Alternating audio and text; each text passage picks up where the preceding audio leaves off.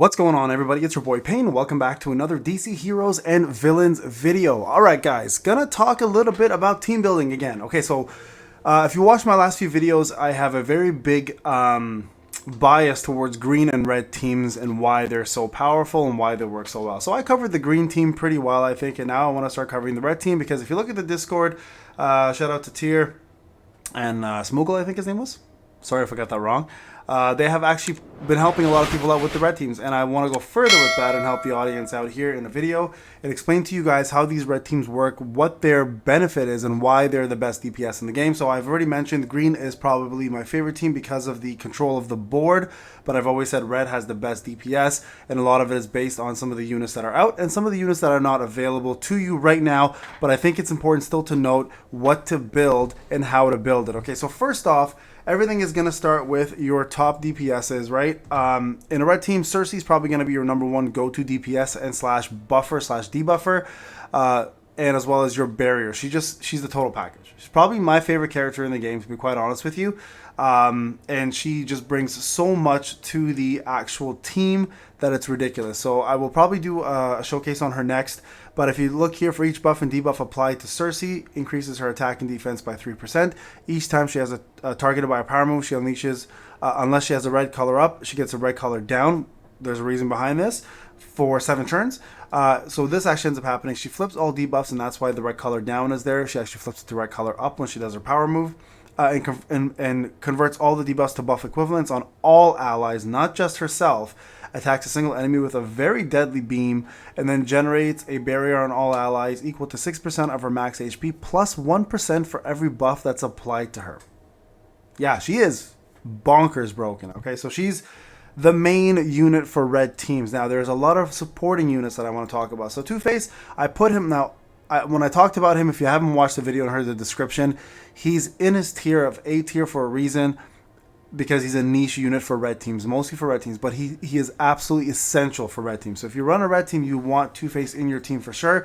You can see his passive here at the start of the battle. For each criminal ally, Two-Face converts a random tile color to that of the ally's color. As long as Two-Face is alive, red tiles have a 12% chance of spawning. That's really what matters right there, and this is at the max passive, and you can get that fairly easily with this. So red teams really dominate by this 12% chance of spawning. Not to mention the other units that I'm going to talk about also provide red tiles, right? So every time he attacks a single enemy with 2 hits, he does 69%, which is pretty damn good. Get your mind out of the gutter. Flips a coin. If it's head, it converts 4 random tiles into red. If it's tails, he does 4 random tiles, 1 tile of each teammate's color. So it'll be random colors based on that. So can really fill up the board full of reds, and that's what you want. You want to have as many reds on the board with the red team as possible, clearly, and it lets them shine because of that, right? So I'm going to level them up one more time here. I'm broke, okay? Next up, Katana. Very good DPS. Okay, if you're looking for a 3-star DPS, Katana is really good for this.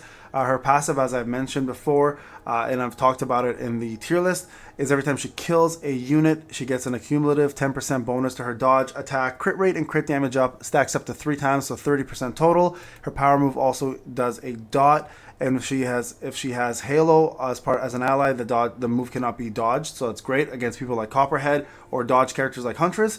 And she also inflicts damage over time for 2 turns. So very powerful unit, especially when paired with Halo. And Halo is another one we'll talk about shortly as well. Okay, Wonder Woman, not an essential part of the team, but still really good DPS and block mechanics. Okay, so at the beginning of battle, she does convert 2 tiles into red tiles. Now you can see here that stays the same throughout, it doesn't change, but her power gauge does change. Whenever she blocks in a move 1 time per turn, she gains the power gauge up by 20. You can go up to 35%, I think total. Yeah, 35%. So maybe 40% actually. So pretty powerful. Power move. Now this is where she does a lot of damage. She does a 1-hit single target damage, cannot be blocked, inflicts block down on the opponent for 5 turns, removes a taunt off of any tanks, and if taunt is removed, she inflicts vulnerability. So really good single target DPS, but not an essential piece for your red team, believe it or not. She can just be an optional piece. Won't really drive your red team any further or put you behind if you don't have her. All right, Ultra Humanite, actually a pretty decent healer. and good for debuff removal. So every time he has a debuff affected on him, he has a 50% chance to remove it and put it on the originator. But really, this is where it counts. He does a decent single target damage move, heals the most wounded ally by 60% of his max HP, and then grants that ally immunity and heal over time buff for 3 turns. So pretty good red healer. Again, with barriers happening all the time with Cersei, not an essential part as long as Cersei and Two-Face can continuously get red going. You don't really need that healer there. Flash will be a major piece of this puzzle when he's out, guys. Not like you can still do really well without him, but when he's here, you definitely want him on your red team. Okay, so check out the showcase if you want to know what he's all about. And then let's see, Cyborg not necessary. Artemis is actually decent, but you don't want to put her usually with Cersei, and there's a couple of reasons for that, right? Number one, her buff here doesn't really affect anyone but Amazonians, right? Her power move is decent, but here's the problem. She removes all debuffs from all allies. You don't want that because you want debuffs on all allies with Cersei, so Cersei can convert that to buffs and give you the equivalent, right? It's a way better option. So Artemis is not definitely a choice you need to go with. But these two last units here are really good, okay? So three units, actually, sorry.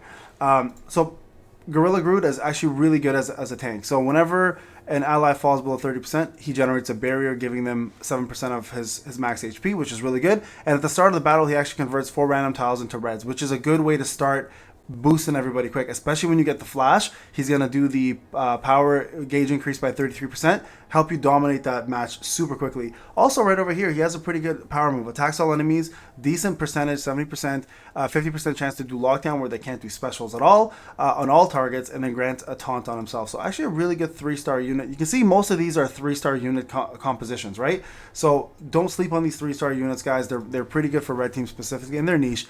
Halo, really good unit as well. With Cersei especially, she thrives because she does a barrier on herself on basic attack, and when the barrier is off, and then Cersei does her barrier, every time Halo's hit, when she has a barrier up, she does vulnerability on the opponent for X amount of turns.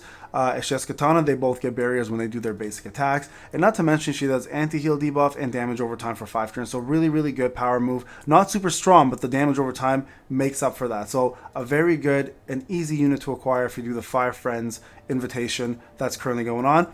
And then the last unit is Deathshot. He's going to be your go-to damage dealer, right? He's pretty much a crit unit. Every time somebody has taunt, he does more crit damage. He ignores 50%, or he ignores target's defense, so complete damage there. Single target cannot be dodged. On a critical hit, he sacrificed 3% of his own HP to convert red tiles into red special tiles, making Euro tiles do even more damage. So the best setup for this team when he's out is going to be with the Flash. I'll just show you guys real quick what it looks like. Here, let's just go here. Do I have enough stamina to do anything? I may not, so let me just check. I have 100 stamina, so that's good. So the team's gonna look like this, okay? So we're gonna go with Two-Face, Ultra Humanite. If you plan to go with red, you can keep Waller in here as well, by the way. Waller fits in every team and in any composition. You can just do this as well. And then you can go with Gorilla. Or Halo. It's your choice. Gorilla or Halo. Where's Gorilla? I'm trying to find him. Where'd he go? Where'd he go? Where'd he go? Gorilla? Where are you? Oh, he's not. No, never mind. Hold on. There he is. Like that. That would be your setup right there. Easily dominate. Easily. You can actually push end game with this team and finish it. You only have 1 5-star here, 3 3-stars, and 1 4-star. Now, Flash is not in the game. What do you do? Because he's not in the game, right? So what do you end up doing? You can add in Waller, or you can throw in Halo or Katana or Wonder Woman. Any of them will fit in here. Realistically, I think Halo would be the best option. Katana's no slouch. But Deathshot also, if you're looking for a single target DPS, just to like destroy everything. So all of those red units I mentioned will dominate in this game. So there you guys have it. Red team, top DPS for sure. Not, in my opinion, still not as good as green team. For me personally, I just enjoy the green team more for synergy purposes, but the red team is easily on par if you're looking for top units, easy units to acquire, and overall just max DPS. They're going to do more than anybody else in the game. All right, guys, this is Payne. Hope you enjoyed the video. I'll talk to you guys in the next one.